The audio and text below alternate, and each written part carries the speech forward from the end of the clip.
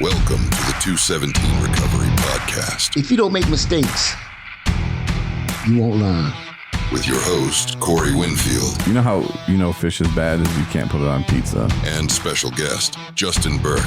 I said something about that to our master radio broadcaster, and he said that he didn't hear nothing.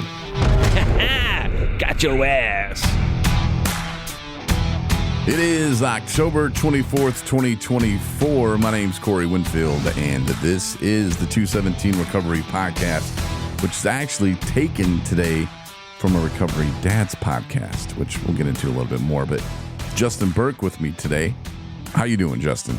I'm doing fabulous, bro. Yeah, how's life, man? Life's been a struggle lately. Yeah. But I think it's a lot to do within myself, realizing how to raise teenagers. Everyone knows that my daughter recently came to live with me like about 2 months ago. Yeah, good job with that. Yeah, thank you. I appreciate all the support I got from everyone I know. But I have to realize where her standard used to be at and where my standard's at. And when she ain't like trying to get there, it really infuriates me. Because it's like I know what you're capable of and you just choose not to. A lot of it might be too, and this is just me just chiming in here. I know you didn't ask for any advice, but I noticed this when I came to work today, and Marnie does this at the house sometimes, and she does it here all the time. She doesn't reset the microwave. I think it's a woman thing. Like, there's a clock on the microwave, which I like to use to see what time it is. Oh, yeah. When I'm going places. And so if there's something in the microwave here at work, and I'll come in and it'll say 23 seconds. Yeah, and this morning, 16 seconds. I'm like, Marnie wasn't even here. And then it hit me. Corey Smoker uses the microwave. Mm-hmm. She's a woman. Maybe it's just a woman. But there's clearly a little cancel button. Like, after you get your stuff out, you can hit cancel. Yeah. Bring it back to zeros. Nah. So it could be a little bit just that she's a girl. And some of the stuff is just naturally built into her brain to, well, why would I hit the cancel button? Yeah. Start leaving the toilet seat up. I don't know. And she'll be like, that bugs me, Dad. I'm like, well, okay. I sat in a bowl full of water last night. Let's talk about compromise. I'll put the seat down. You start doing things, hit the clear on the microwave. And to be fair, Marnie doesn't really do that much at home anymore. But back in the day, man, she would do it a lot. And I think she still does it here when she does come to work. Yeah. Here, and she's in the office, I'll see some 23 seconds or 36 seconds on there, and I'm like, oh. And our microwave at work, it's a good microwave, but I don't know how to use it. I just hit the little play button on it. Yeah. But, besides that, I don't know what there's 5 buttons on it and a dial, and I'm like, huh? Yeah, it's not built for, functionality. Yeah. It's built for looks. Yeah, aesthetics, because it's like a green, and we got it from Best Buy, $78 or something. But it's like mint green, and it goes with the retro refrigerator that's mint green that we have. Yep. Yeah, it's not like, hey, let me hit the cook button. There's no cook button. There's just a bunch of play and pause and forward. It's almost like it's an iPod or something, But yeah, and we only have that really because Marnie likes to heat up her coffee. Yeah, scalding hot. Yeah, so that's the only reason we have a microwave here. Miss Smoker thinks it's to actually microwave food. I think Mitch does too. Yeah. It's like, oh, guys, that's really not for food. That's just for coffee, but okay. I think that was our thinking behind getting it too. It was like, hey, then people won't think they can cook in here. Because, if you're ever at an office or somewhere and somebody's making some food, 9 times out of 10, it smells gross. Yeah. The only thing that ever smells good coming out of a microwave in a workplace setting is popcorn. Yeah. Unless you burn it. Yeah, unless you burn it. Then you piss people off and you're like, dude, what the fuck? You didn't set a timer on that? Right. You couldn't stand there next to it? Yeah, for the 2.5 minutes it takes to pop a bag. It clearly was done. Yeah, but that is the only good thing that really comes out of it. And unless you're eating it, I guess it can smell okay. But man, most of the time it's just, ugh, Yeah. it smells gross. And I think hot dogs are the worst smell. yeah, Mitch, we had a George Foreman, little Foreman thing here Yeah. that I bought when we were doing the mobile unit with ATS, and I brought that. I'm like, hey man, we can cook some hot dogs for people or something, you know. And then I just brought it back here to the office when we stopped doing that, and then Mitch decided it was going to be his personal hot dog maker. And then And your office is like right next. yeah, right door next to it. So I'm the smelling kitchenette. like, stop making hot dogs in that. At least clean the MFer. Nope. He started making hot dogs again. So I was like, here, I'm throwing it away. And I think Kim took it. I don't know what she did with it, but I was like, Yeah, get this I don't out of know. the office now. Yeah. So I know Mitch isn't going to buy a new one. No. Plus, I forbid it. There's so many forbidden things around the office. You're welcome. Thanks. Yeah, sometimes you got to lay it down like that. But nah, so back to the daughter. Maybe it's just one of those things, you know, like, have you read books? Have you like looked at videos online? Like, how do I deal with a teenage daughter? Do you want to make a video? Like, No, actually I didn't. I really talked to Miss Smoker, okay. who's had a teenage daughter. No. And, you know, and has tried navigating through life with a daughter, you know, and because boys are different than girls when raising them. They just are.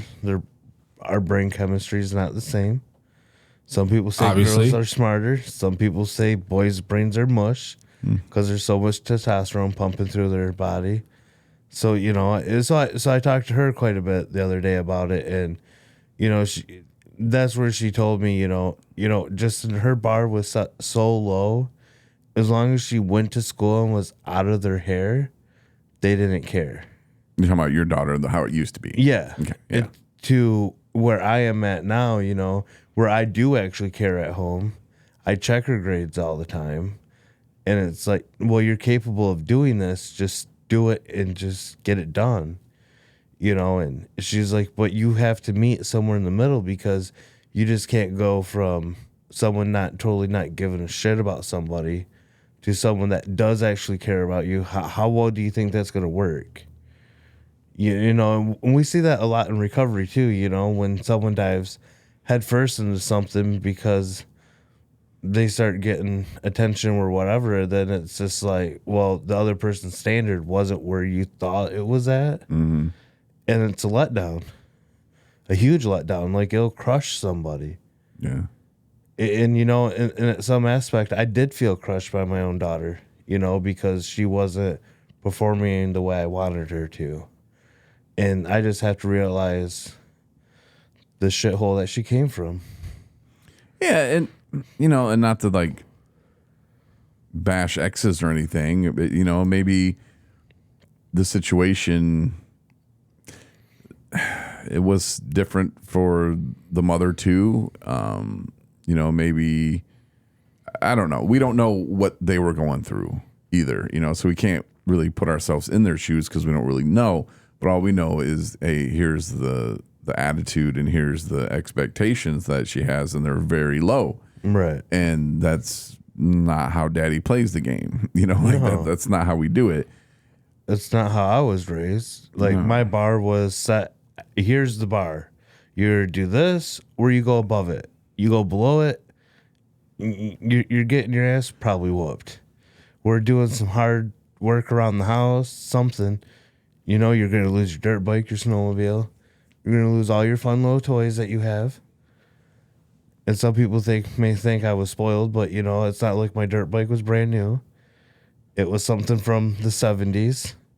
So it was like 30, 40 years old when I got it. You know, same thing with my snowmobile.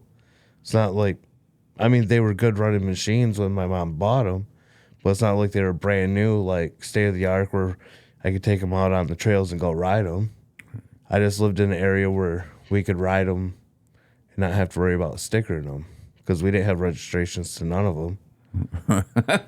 You know, the dirt bikes were bought from some dude down in Scottville, Michigan. He had a full barn full of like old dirt bikes and motorcycles that he would sell parts off of. Mm-hmm. And my mom went to him and said, well, I need 2 dirt bikes for my boys. He goes, well, I got titles for these, but they run really good. And we bought them, and they asked no questions. We took them home and drove them until they puked. Yeah. And got them taken away if you did bad shit. Right. But I wish we could go back to the school with our children. Is there like a day where you can do that? Oh, like going to the class with your child? Yeah. Because they say, you want to walk a mile in her shoes, put yourself in her shoes because you remember back in the day, it was so much pressure when the teachers would start talking about, well, once you get out there in the real world, once you get a job, boss is going to let you come in 3 minutes late, blah, blah, blah, blah. And what are you going to do? And it was so much focus on what are you going to do next? And I didn't have a clue, man. I wanted to go home and play Nintendo. Right. But the people were making us make portfolios. And then as we got closer to graduating, it was like, oh, what are you going to go do in college? I'm like, I don't know if I want to go to college, And then the school I went to, we had a tool and die program, machine shop. And there were a lot of tool and die places in the area. So you could be a mold maker, you could be a die maker, whatever. But that's what they kind of pushed you to, and you can make, $60,000 a year or something, they were, oh, wow, that's a lot. And look at all these new trucks these guys are driving. You're like, wow, that's pretty cool. I didn't really want to do it. And it wasn't until I was fired from my BS high school job. I was working at a store in Coloma called Hilltop, but I was in the Radio Shack department, which whatever, we sold Radio Shack batteries, but they also rented videos. And I didn't even, normally you would have to get hired in as a bagger because it's a grocery store. It's called Harding's now. But I knew somebody and they're like, hey, I'm looking for a job. And they're like, okay, cool. So I kind of got hired into the video department, and that pissed a lot of people off. My friends who had been working there for months as baggers were waiting to get transferred to the Radio Shack department. And here I just come in, doop, doop, doop, all Corey style, just free pass. Hey, Corey, might as well. And it was a pretty cool job, renting movies to people on the weekends. It was fun. A friend of mine, Jamie Riley, he lived in the next city over in Watervliet. And he was like their class clown, and I was like the class clown of Coloma. So put us together, it was trouble. We did so much fun stuff, and oh my God, it was too much. And then we had a contest of who could rent the most free videos. Sounded like genius to us. Right. It's called embezzlement to the company, and so they fired us. And I'm like, wow, because when they called us in, because we were playing football, we had a tape ball, and then we had a roll of paper towels that were unopened, and he would go down aisle 4, and I would chuck it up. He would catch it, or I'd hear it hit some stuff, I'm like, oh, damn. Well, this one lady, we were playing tape ball, but it was kind of a fast ball, and we were going through the movie aisles, and we maybe had hit this woman with the tape ball in their head. And we thought that's what we were getting fired for. So we were kind of surprised and kind of relieved. And they're like, no, this is embezzlement. And I'm like, huh? They're like, but we're not going to press charges, but you're fired. I was like, oh, okay. Because I thought this was about the tape ball incident. Because I thought they were going to show me the tape, which I was kind of interested to watch. But nah, so we got fired from that. And then I didn't know what I was going to do. My mom was like, look, you got 3 months left before you graduate. How about you just focus on that? Make sure you graduate. And think about what you really want to do in life. What do you want to do, Corey? And I really thought about it. And it was before spring break, I remember, because I was going to Arizona to see my dad. And I thought, I want to be in entertainment. I want to be on TV. I want to be on radio. And there's a radio station in Benton Harbor. So I remember I called up the radio station and I talked to this guy. He was on the air. His name was Chad West. And he answered, and I was like, hey, man, I'm in high school right now, but I really want to work in radio. Could you give me some advice? And he was like, yeah. He's like, first, you have to call the program director. His name's Mike Thomas. Call 269-925-1111. Ask for Mike. And, see if there's anything opening like board op. Because you can start out as a board op and kind of work your way up. But that's how you get in. And Chad was really cool with me on the phone. So I was like, all right, great. So I called, and I think I talked to Mike Thomas right away, And he told me, call back in a couple weeks. He might have something coming open. There's a lot of remotes going on in the summer where people go out and broadcast. And someone needs to be at the station, run the board. That's how it worked back in 1996. And I was like, all right, cool. So I went on vacation or whatever, went to spring break, came back, and I was all kind of pumped about it. And I called them back and went to voicemail. Called them back the next day, went to voicemail. I called them for like 2 weeks straight, went to voicemail. And I remember getting so pissed. Like, is this guy going to freaking call me back? But I'm like, hey, Mike, it's Corey again. Just calling to check in. And then he finally calls me back, and I get it home, and there's a message on my answering machine because I have my own line in my room. Really? Yeah. Now that's being spoiled. Hey, girl. Call my line. And, yeah, because that back in the day, man, you had to, like, wait for someone to get off the phone, and I wasn't trying to do none of that. I bet not. No. So I'm like, you had to take the phone with the cord, and you'd be in the kitchen because that usually had the longest one, and you'd be trying to like have nobody hear you, and you go sit on the steps, and I just was like, can I just get my own phone? I'll pay for it, thanks. But it was then, when I finally called him, he was like, hey, seems like you really want a job pretty bad. Why don't you come in? So I did. I came in, and in school made me make this portfolio, a stupid picture on the front. Here's my achievements, which I don't even know what was in there.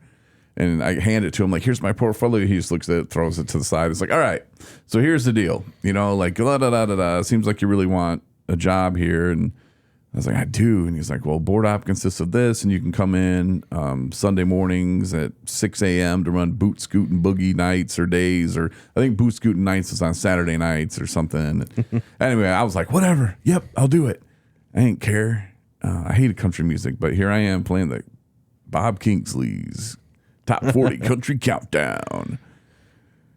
But it got me in the door, man. And then doing the two-way, I'm like, hey, Mike, you got 30 seconds. And he'd be like, okay. You'd let him know, hey, 30 seconds, you'll be talking. And he's like, hey, man, you got a real good voice on the two-way. Do you ever think about being on the air? I'm like, of course, dude. And he's like, all right, why don't you come in and do overnights on the weekend? You can start talking at 2 a.m. I'm like, oh, my God, okay. So I go in at like 11 or midnight, and then at 2 a.m. for like that first weekend, like I went live, and oh my God, I was so scared. It sounded similar to this.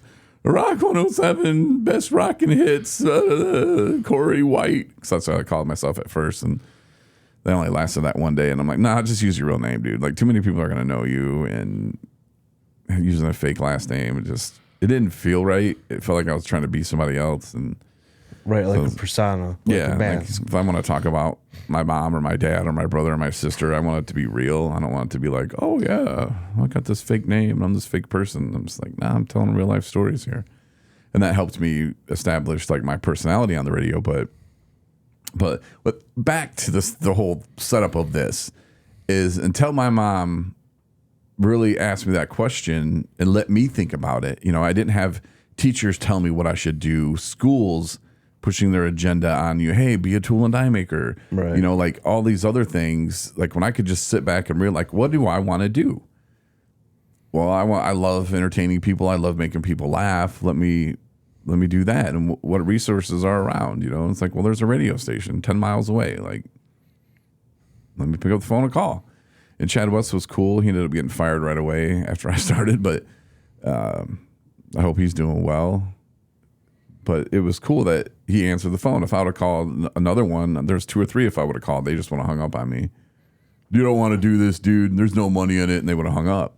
Right. But Chad was really, really cool. And Phil Becker, who like owns some radio stations now, I guess, in Indiana. And he was one of the guys that taught me a lot of stuff too. And I would come in when I wasn't working, and he would let me, I would go in the production room and make fake tapes, and I would go give them to him, and he'd be like, nope, that sucks. Do this. Don't say it like that. Do like this. This is how you structure your breaks. This is what you need to do. And Phil Becker really helped me a lot just with the very simple, basic stuff. Right. And the rest, I just kind of worked on, but it was cool. Phil Becker told me how to wrap a chord. You know, he's like, no, don't do it like that, man. You got to do it like this, like this. And I'm like, oh, okay. But just like those little things, man. And it does take help along the way where you need to go. But, you know, maybe sit down with your daughter and be like, what do you really want to do? And she might not have a freaking clue. She's 14. She has no clue what she wants to do yet. You know, but in the meantime, while she's trying to figure it out, you know, tell her what kind of stuff interests you. You know, find out what those interests are and then just explain to her, like, okay, you want to be a dentist. All right, well, you probably don't need to know a lot of math.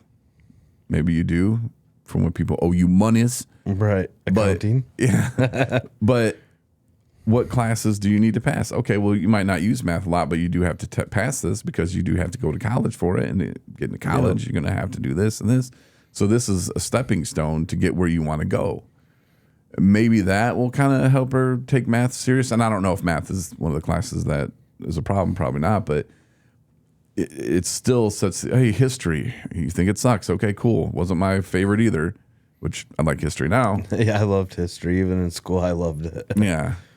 But at least, you know, set it up that way. Like, look, but you still have to pass this class and you still have to take this. And then when you get into college, you know, they're going to give you other classes that you have to take that don't even make sense that you're taking them, but you still have to take them if you want to graduate and get that degree. Like I looked at just recently, because I asked you for my background check, so I knew when I was arrested for my felonies. Sometimes we forget. Yeah, sometimes we do forget. Obviously. You know, what date were you actually convicted? What day were you arrested? What day were you convicted on? You know, ask that when you go back to school when you got felonies.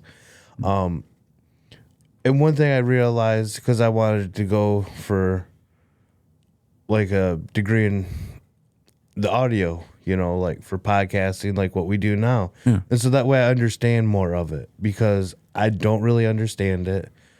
And I mean, I just don't want to watch some YouTube video where someone claims that they might know what they're doing when you really don't know, you know. I'd actually rather go to school and learn it the right way. And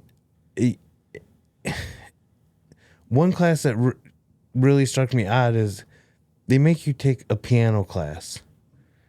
And I was like, what? And then piano too? Like why do I need to learn how to play the piano? Yeah.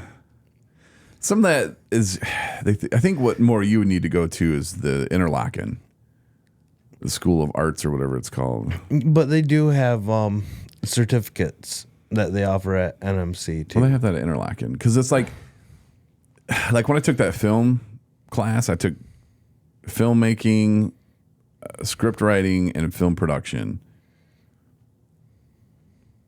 I don't care.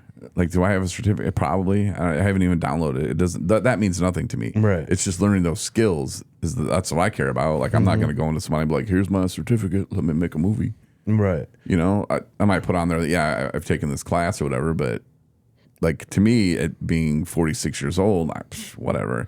Like, your piece of paper doesn't care. I want the knowledge. I want to learn what you're teaching me. Yeah. You know, and that's what was so cool about taking those classes there. But, and just the one-on-one time with the instructor who's made movies, he's done it before. You know, like if you could sit down with somebody who's done radio or who's done audio, you know, like, this is how you do it, man. You know, like that's more important. And is the college going to have somebody like that? No, probably not. They're going to have somebody who teaches you music, teaches you, oh, here's how you do audio. And that's why they do piano. I took a class. Oh, where was it? It might have been in Petoskey, North Central Michigan. I don't know. There's so many Central North. It's such a weird name. I don't remember it. Yeah. But I was like, oh, this will be an easy one. Music.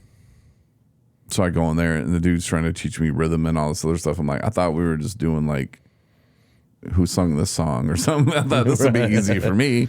You know, being the radio background, I know all this music. And then it was like, no, on beat. I'm like, yeah, I get that, but I'm not trying to learn that. So I dropped it. Whatever. Because it wasn't what I thought it was going to be. Right. But I'm just checking out different things, you know, and exploring my options, because I mean, if we do end up actually doing movies here or short films. You said a word that I'm very confused. What we? No, if. Oh yeah. Well, It's so been talked confused. about for a long time. So okay, so What's your when we classification of a decide long to- time, Justin Burke? well, you've been talking about doing a movie now for like 2 years, 3 years. I've only been sober for 5. Almost 6. Almost. We've had this place for what, a year and some months? Yeah, Okay. So I'm just saying, we're getting there. it doesn't happen overnight, man. No. But am I taking the steps to get me there? Yep. Yeah. I thought, because like I wrote a script already and I'm totally going to rewrite the beginning of it. And I was thinking about it last night or / this morning, like 4. I'm like, no, that's what we need to do. And there's a lot of changes to it, but there's reasons for the changes. And I'm thinking, how am I going to get this into a 5-minute film? That's what I'm thinking now. Like, how am I going to get this into a 5-minute film? It's going to be hard. But We'll make it work. it'll be good. Yeah. It will be. And, you know, like Darren was telling me, he's like, look, if you can make this 5-minute film, like, awesome, and you can make people feel with it, you'll have no problem getting your full-length movie funded. That's awesome. No problem whatsoever. He's like, people will come out of the woodworks.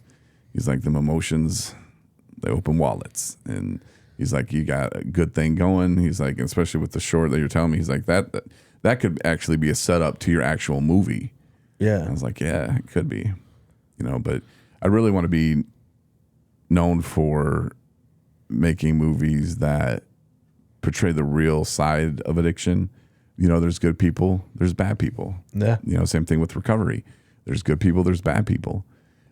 Just in life, there's good people and bad people. But I really want to open that door to that real, like if someone watches it, they'll say that dude's been to treatment. Whoever wrote this movie knows what's going on. They understand addiction. They Yeah. understand recovery. Yeah, they're just not portraying, well, this is what happens. And it's not like butterflies and roses, you know. Mm-hmm. They don't show the big rain cloud that's hanging over your head Right. the whole time you're in treatment until about your last few days where it finally starts to lift away, you know, and some sunshine comes into your life. Yeah, but I For want the to first show. time. I want to show the stuff that kind of happens with, you know, people that are on meth, and you know, I think they start doing it now, but in this probably varies all over the country. But if you're on Medicaid, like a year or so ago, maybe longer, but they wouldn't let you go to detox because you technically couldn't die Right. from withdrawing from meth. So they wouldn't put you in a detox insurance and want to pay for it. So they just put you right into treatment, and then would give you like a week, maybe 2. Mm-hmm. And there was somebody I know went through that, and they put him in there.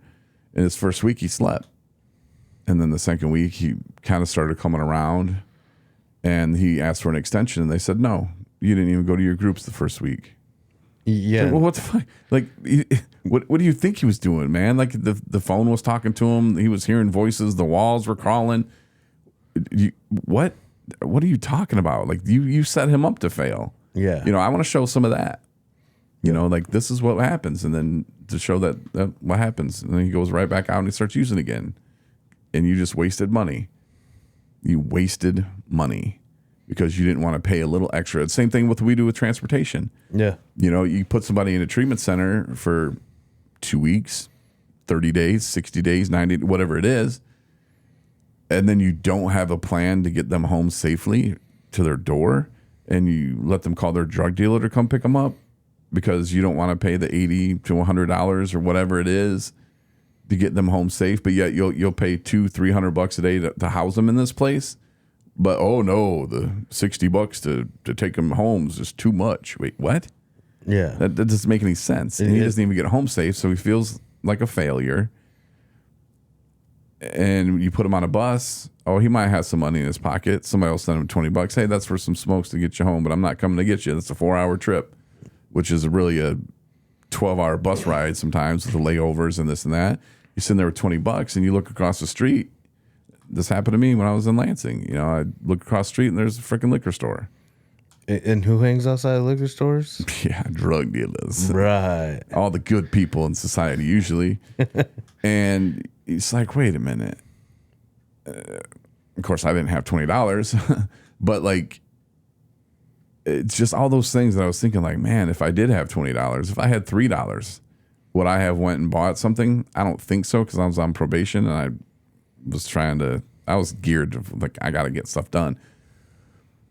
But for somebody who's not, and then they go home and they're drunk, they get off the bus and their family member pick them up from the bus station or whatever. And they're already wasted. They're already drunk, and here we go again. And now they probably get kicked out, or we're told they could go home, but now they can't. And where do they go just now? Get left at the bus stop. Yep. And then you call to try to go back to treatment, and they tell you that you just got out of treatment and that you obviously didn't learn anything, so they're not going to pay for you to go back to treatment for another 60 days. Yeah. Then what do you do? Right back. You're not going to start hitting meetings. No. Because you're already like, oh, I'm a failure. You're already gonna be that. on the corner with a sign that says "Please help," and so that way you can keep drinking until you can get back into treatment. Yeah. And people don't see all that. No. They don't understand, and it's not even that person's fault. Oh, but he should have been stronger. You don't understand addiction if you're saying that. You don't understand how that works. Try not to eat for next 2 weeks. Yeah. Just don't eat. Yeah. How about you put your phone down for 2 weeks? Go back to an old flip phone. Yeah. An old school flip phone, and see how well you're like, where's my Facebook? Like, I have nothing to click the like button or the heart button while I'm sitting here taking a deuce. Like, I have nothing to do now, because no one has magazines in their bathroom like everyone used to when I was growing up as a kid. You could take addiction in multiple different areas. Our smartphones are addictive as shit. Yeah. When your brain is honed in on that, like I said, don't eat. Because that's the closest thing I can compare it to, because that's one of the survival instincts that we have, food, shelter, water. Like, that's number one. Well, when you become addicted, that takes over, that change, because your brain chemistry changes. Yep. So the most important thing to me at one time in life was alcohol. Sure, I'd pay my rent, but only when I got my check. I'd pay that first because I could drink at my house. If I couldn't drink at my house, I wouldn't have paid my rent. No. I'll tell you that. But alcohol was number one. That was number one for me. And when it becomes number one for you and you go to a bus station, I don't care if it's been 60 days, 90 days, it's going to take time for your brain to change, and you're going to have to set goals. You're going to have to do all this other stuff. And a lot of times in these treatment centers, depending which one you go and depending what mind frame you have when you go there, are you like, oh, okay, I just need to make some money. Once I get some money, I can pay my bills. The reason why I drink is because my bill's piling up. That's not why I drank. It was an excuse. I can't pay my bills. Right. It wasn't the reason I drank. I drank because it's sunny too. I wasn't going like, I'm going to move to Seattle. Damn it, sun's here too. I wasn't, I wasn't looking for the solution. I was just looking for more excuses. Yep. And so I think it's very important for people to understand someone, like we were talking earlier, put yourself in that person's shoes. Imagine having that urge so bad that it'll screw up your whole life, the last 60 days down the drain if you go across there and buy that. But yet 9 times out of 10 the person would do that. Yep.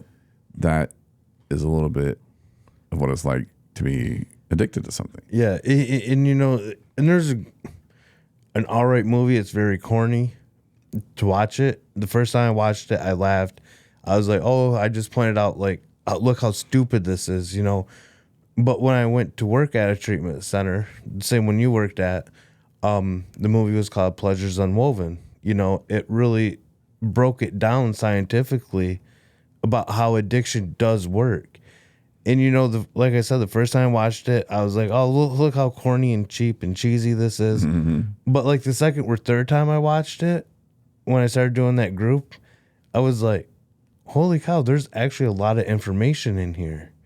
That it really tells you about how addiction does work and how it fits the disease model, because there is really no cure for it. So it's a disease.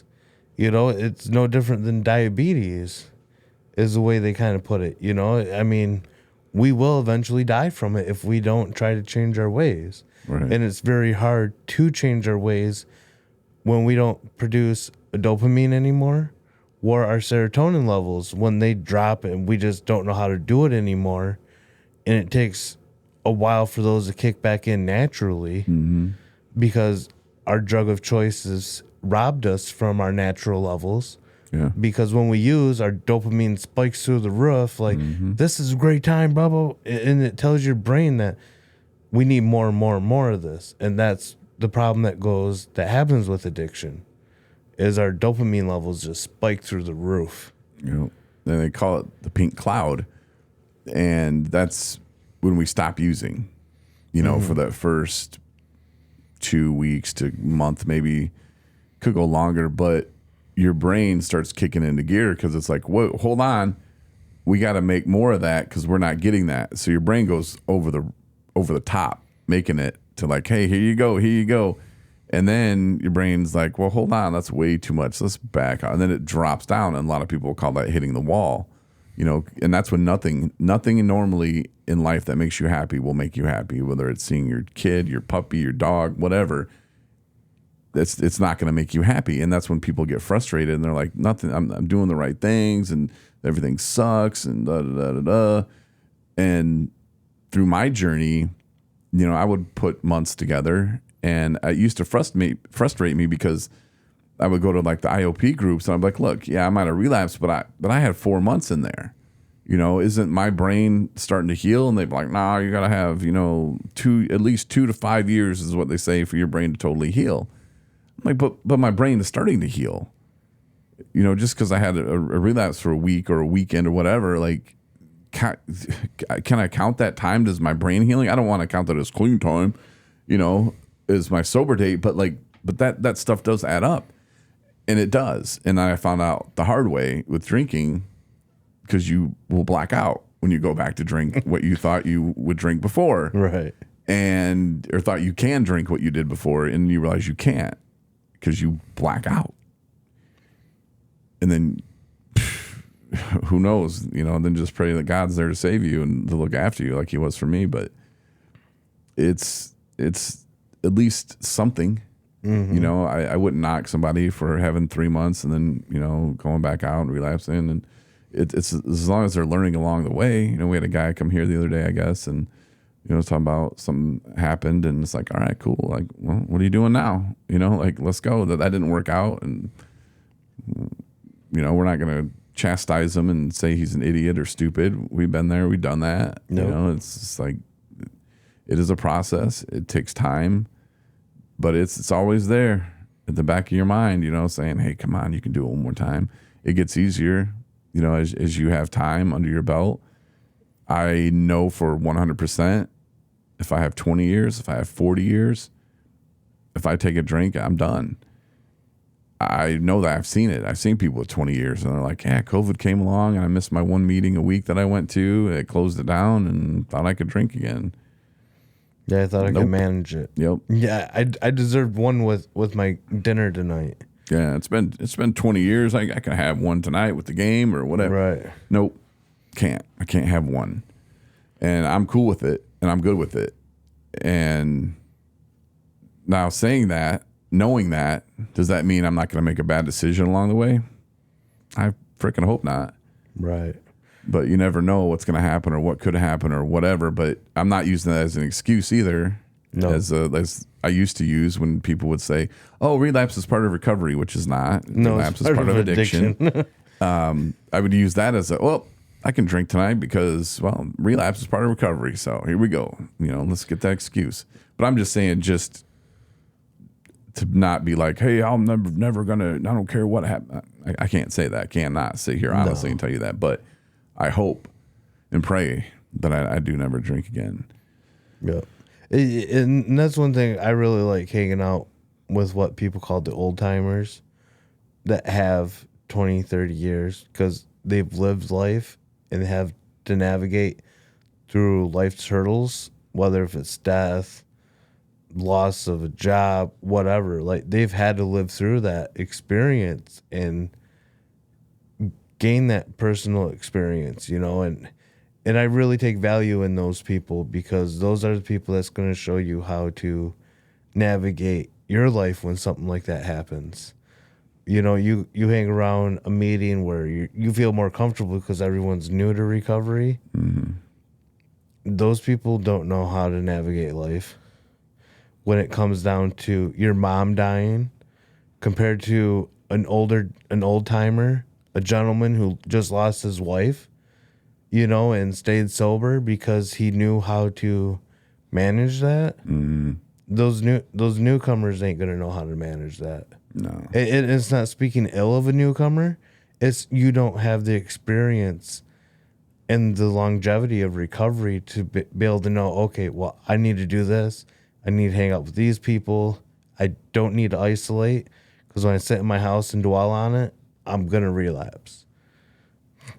Yeah, I was talking to my dad about that yesterday, about how people will, you know, be in early recovery and then a death will happen. And then we see them again and they're like, yeah, sorry, man, I started drinking and blah, blah, blah. They start like apologizing to me like they did something wrong. And it's like, look, man, you don't need to apologize to me, but like a death will hit you and it throws people off. And I don't know how I'm going to react. No. But I told my dad, it's like, I'm not planning for your death or anything, but I know that me drinking is not going to honor you in any way. No. You know, they would honor you for me not to drink and for me to remember the times we did have together. And yeah, I'm going to be sad. You know, I was sad when my cat died. But drinking's not going to bring her back. No. You know, drinking's not going to bring my mother, stepfather, dad, grandmas. Drinking doesn't bring anybody back. And they would be pissed. Say there is a heaven and say that you can wander this earth as a spirit.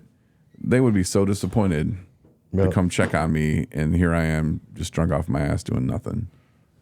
You know, they would be very dishonored. Yep. And you know, I kind of went through that when my uncle passed away. I was just over my 2-year mark, and he ended up dying. And dude, the emotions I felt, like I've never felt those emotions before because I was always so under the influence of something, whether if it was marijuana, a couple beers, or maybe some harder drugs. You know, I'd never had to experience that sober, and it about wrecked me. But at the same time, I knew he wouldn't want me to go back out to go cope in an unhealthy manner, you know, and to actually be able to cope and be like, well, I'm going to stay sober for you no matter how long it takes for us to meet again. I'm going to remain sober. And it was hard. Yeah. But I can at least prepare myself a little bit because I know it's going to happen, you know, unless I die first, but whatever. Those are things that I can set into place to go, look, Corey, prepare. You know, like there's some things that hit you sideways and you didn't see coming. You're like, oh my God, how am I going to deal with that? Right. I don't know. Hopefully I deal with that wisely. But it's addiction, man. It's always going to be there. Yep. And thankfully I do know smoking weed's not the way. That leads me back to alcohol every time. Yep. You know, acid's not a way. Eating shrooms isn't going to help me. You know, like staying away from that first drink and not taking that first drink is the only way I can do it. You know, some people, oh, I'm on Suboxone, I'm on this and that. Okay, whatever. If you like to pay the drug companies money, then go ahead. Yeah. But there's natural ways to do things. There really is. You know, a lot of people meditate. I used to meditate a lot, and it just calmed me down. Mm-hmm. And it really helped me kind of hone in and focus on what was going on in the moment. Yeah. You know, and dealing with things in the moment. Now, I had pancreatic pain, and I tried to meditate on that, and that didn't work. And I was seeing billboards at the time like, don't take painkillers, meditate. And I'm like, shit. Like, okay, but they say that's someone who loses their leg. You know, like, oh, don't worry about that pain. It's just meditate. Right. All that pain you're experiencing, it's called phantom pain. It's the reason why you got pain in your foot that's no longer there. Yeah, and when I did have my gallbladder removed, you know, they put me on oxycodone, And I quickly, and I did podcasts about this, I found myself just popping them every 4 hours. I think it was supposed to be every 4 to 6, but every 4, man, I was over there, pop, pop. And my doctor, I told her I was in recovery, and she's like, okay, well, I'll give you a week at a time. Right. I'm like, okay, cool. And then sometimes the pain would increase, which was weird. And that's not supposed to be happening. I'm like, oh, well, it's because I had my operation here in Traverse City. That's why it's happening, because it's not done right. I had to go to Grand Rapids. And so like she would up it but then she knew like to wean me off of it. But then when I found myself popping them all the time, I went to her and I was like, look, I'm noticing I'm taking these things, whether I'm in pain or not. And if I don't have them, I feel a little sick, and I know what that little sick is, and that's withdrawal. So let's get on a plan to really like kind of get me off of these, and I'm going to start writing down exactly when I take them. Yep.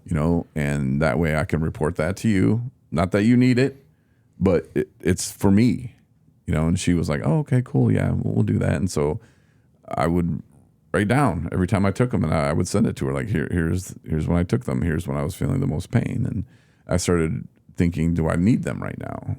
And, then the weaning off, and I was able to get off of them. But it's plans like that. And like I've said before on, I guess not this podcast, but on the 217 Recovery podcast, which I guess this could be that podcast too, is it really wasn't the problem with the opioids. It's the problem of taking them away.